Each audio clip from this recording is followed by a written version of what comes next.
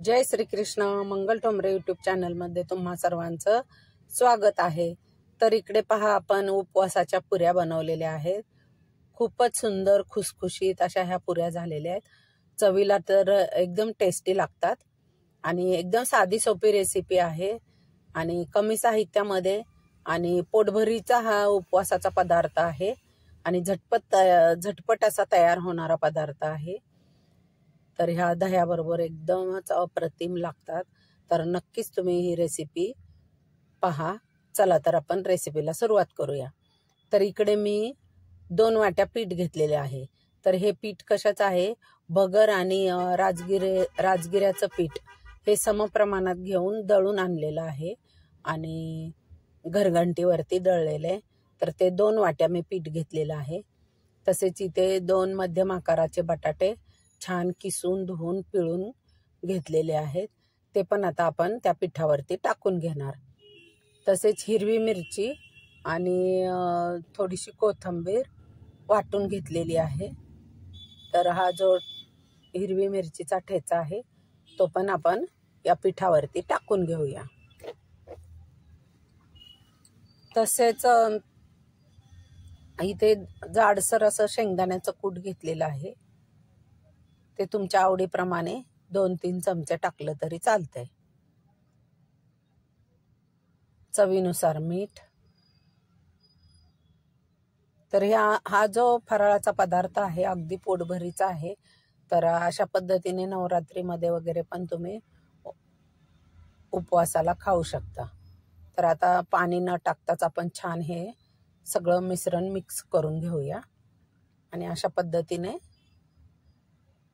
आता त्याच्यामध्ये बटाटा असल्यामुळे लगेच पाणी वापरायचं नाही. त्या अगोदर हाताने आपण स्मॅश करून छान मळून घ्यायचं. मग त्याप्रमाणे थोडं थोडं पाणी टाकून हे पीठ घट्टसर असं मळून घ्यायचं. तर याचा तुम्ही थालीपीठ पण बनवू शकता किंवा पुऱ्या पण बनवू शकता. आता थोडं थोडं पाणी टाकून छान घट्टसर असा हा गोळा मळून घ्यायचा. त्याच्यामध्ये थोडासा तेलाचा हात पण लावायचा म्हणजे हाताला चिटकत नाही. अशा पद्धतीने हा पिठाचा गोळा आपला तयार झालेला आहे. त्याला थोडंसं तेल लावून एक 15 ते 20 मिनिटं रेस्ट करून घेऊया. त्याच्यानंतर आपण हे तळायला घेऊ. तर मैत्रिणींनो, तुम्हाला इथे मी एक रिक्वेस्ट करते. तुम्ही माझ्या चॅनलला नवीन असाल तर लाईक करा, सबस्क्राईब करा आणि बेल आयकॉनवरती प्रेस करा. त्यामुळे तुम्हाला नवीन येणाऱ्या व्हिडिओचं नोटिफिकेशन मिळेल. तर आता हे छान 15-20 मिनिटं झालेली आहे. असे छोटे छोटे गोळे घेऊन आपण त्याच्या पिठी थोडीशी ते भगरीच्याच पिठाची मी ते पिठी घेतलेली आहे. पीठ लावून थोडं थोडं ह्या पुऱ्या आपण लाटून घेऊया. तर अशा पद्धतीने 5-6 पुऱ्या लाटून घेते आणि त्याच्यानंतर मग आपण एकदमच तळायला घेऊया. तर ह्या ज्या पुऱ्या आहेत ना, गरमागरम एवढ्या सुंदर लागतात, खूपच सुंदर लागतात. आणि त्याच्यात बटाटा असल्यामुळे आणि हिरवी मिरचीचा पण आपण वापर केलेला आहे, त्यामुळे एकदम भारी लागतात चवीला. तर अशा पद्धतीने तुम्ही नवरात्रीमध्ये पीठ तयार करून ठेवा. तुम्ही याच्यापासून थालीपीठ पण करू शकता. आणि अशा तेलकट तुम्हाला नको आहे, तेल कमी वापरलं पाहिजे, तर मग थालीपीठ योग्य आहे.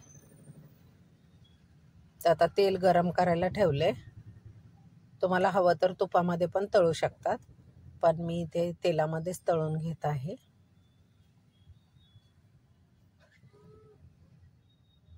तर अशा पद्धतीने पहिल्यांदा थोडा फास्ट गॅस केलेला आहे.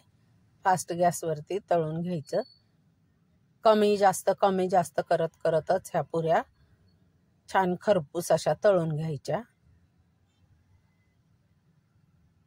तुम्ही या बटाट्याच्या भाजीबरोबर पण खाऊ शकता.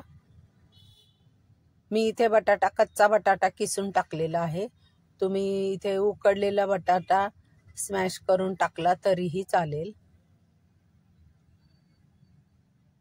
तर ऐन वेळेस जर तुम्हाला हवा असेल तर असा पटकन किसून टाकू शकता.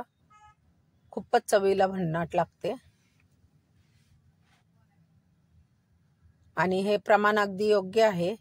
तर वरीचे तांदूळ 1 किलो आणि राजगिरेचं जे आहे राजगिरे 1 किलो असं दोन्ही सम प्रमाणात घेऊन घरघंटीवरती हे पीठ तयार करून ठेवलेलं आहे.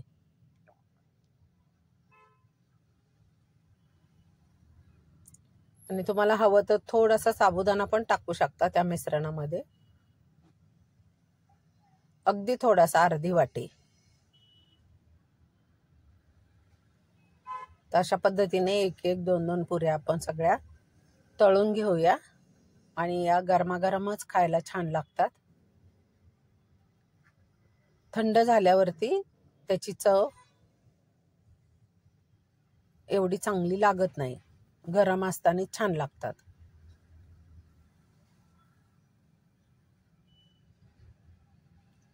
तर अशा पद्धतीने आपण ह्या सगळ्या पुऱ्या आपण तळून घेऊया.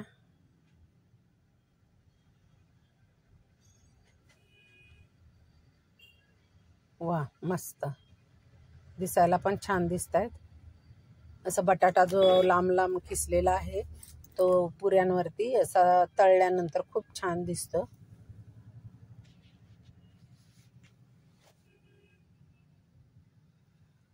तर आता हे आपल्या सगळ्या पुऱ्या तळून होत आहेत. आता एका डिश मध्ये आपण सर्व करूया.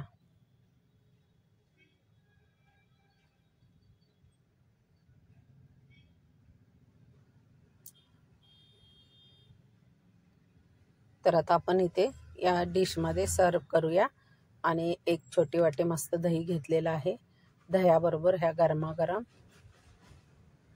मस्तपैकी खायला सुरुवात करू. तर तुम्हाला एक पुरी तोडून पण दाखवते बघा, किती सुंदर झालेली आहे. तर तुम्हाला ही रेसिपी आवडली असेल तर नक्कीच लाईक करा, सबस्क्राईब करा आणि असेच नवनवीन व्हिडिओ पाहत राहा.